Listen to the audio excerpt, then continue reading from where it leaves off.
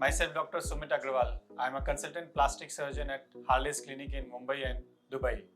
Today, we are going to discuss the designing of the frontal hairline and its importance in giving natural results.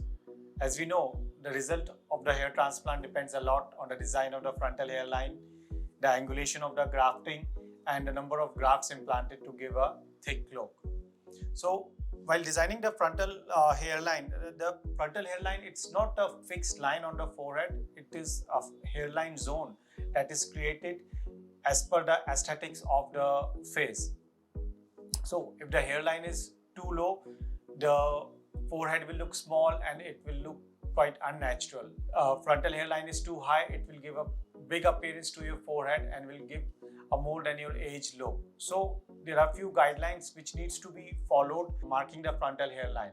First and the most important is the marking the mid-frontal point, which is the central point of the frontal hairline. This point, this mid-frontal point lies approximately at around 7 to 9 centimeter from the mid-glabellar point. Mid-glabellar point is the point between the two eyebrows.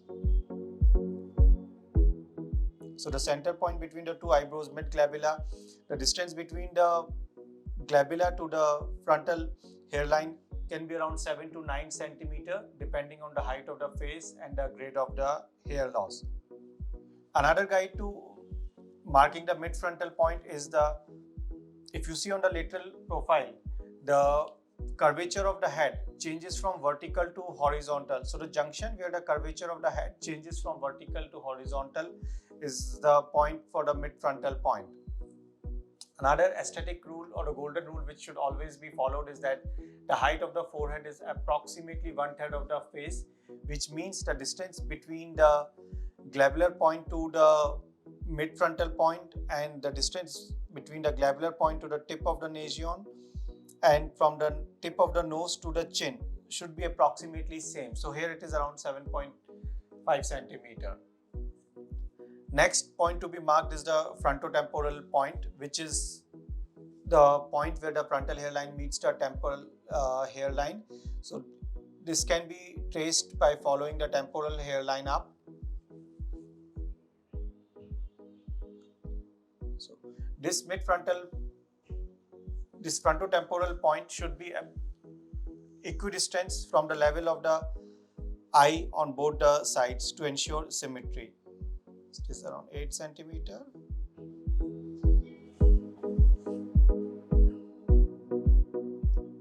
This side again, it is 8 centimeter. Now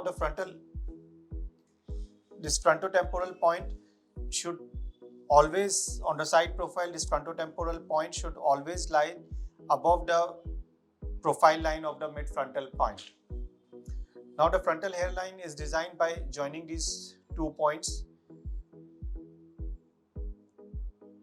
with a slight convexity as we go outwards.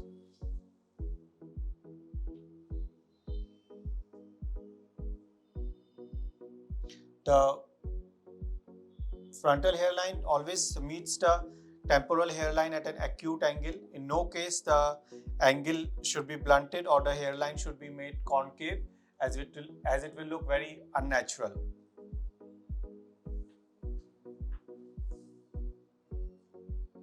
A male hairline is always M-shaped.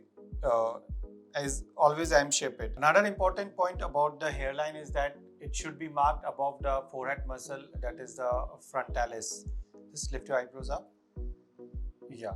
So the hairline should always be marked above the frontalis muscle, because if the grafts are implanted too low, the hairline may move with the movement of the forehead muscles, which will again look unnatural. Now the next important point is the angulation of the grafting. The grafting angle is quite acute. It's almost 20 to 30 degrees along the frontal hairline, and as we move backwards grafting, the angle increases to around 40 to 50 degrees as we go up to the crown, and then in the crown the implanting is in a whirl pattern where they are running all around the center of the whirl. Third important thing about the hairline planning is the number of grafts required to cover the a bald area. So this again depends upon many variables like the grade of the baldness, the age of the onset of hair loss, and the density of the donor area. The natural density of the hairs on the back and side of the scalp is approximately 70 to 80 follicular units per centimeter square, and the density what we are trying to achieve in the transplant is around 40 to 45 follicular units per centimeter square, maybe maximum up to 50 follicular units in a high density hair transplant. So in case it is just a Norwood grade 3 hair loss where the frontal hairline receding is there, like in him, the graft requirement will be approximately around 1500 grafts. If it's a Norwood grade 4 hair loss where the hair loss is extending up to the mid scalp, the graft requirement will increase to 2500 to 3000 graft. And if it's a grade 5 hair loss where it is extending up to the crown area, the graft requirement is approximately 4000 to 5000 grafts. And if it is an advanced grade 6 hair loss involving whole front, top and crown area, the graft requirement will be approximately 6000 to 7000 grafts. So this is just a rough number required to cover the scalp. The actual number will be the actual number of grafts required will be decided by your operating surgeon. The number of grafts we can safely do in a single session is around 3000 grafts. Any requirement more than 3000 grafts is generally advised to be done in second session. So this is all about the important points for hair transplant planning. If you have any more query regarding the hairline designing and technique, you can contact us on the WhatsApp number given on the screen. And if you find the information to be useful, then please like the video and share it with your friends. You can also subscribe to our YouTube channel for further such videos in future. Thank you for watching.